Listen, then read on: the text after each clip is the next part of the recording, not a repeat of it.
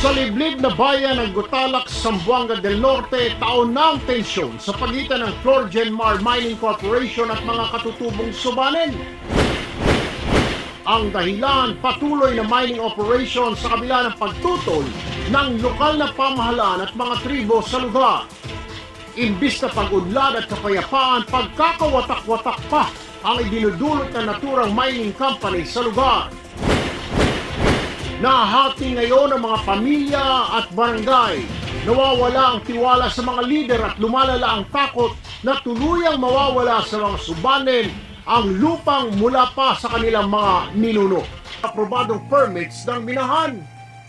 Sa kabilang banda, ayon sa national agencies tulad ng DNR at NCIP, compliant umano ang Florgenmar sa mga teknikal na rekisito. Nakuha nilang MPSA o ang permiso makapag-operate ng minahan nito lamang ika-11 ng Marso.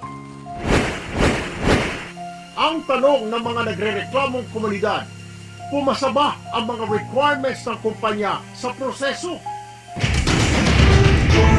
Nasiyasat ba ng mga ahensya ng pamahalaan ang sitwasyon sa Gutalak na kalbo na ang kabundukan bago pa makuha ang permit?